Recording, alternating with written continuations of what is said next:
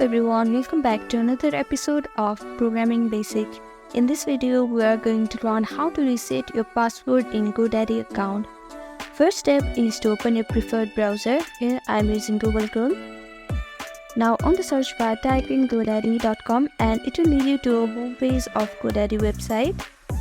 On the top right corner, you can see sign in option. Here click on sign in to reset your password. After that, it will redirect you to this page, and here you can see this option which says your password. Click on it. Now type in your username. If you have forgot your username, you can click on this link and recover it. Now click on continue.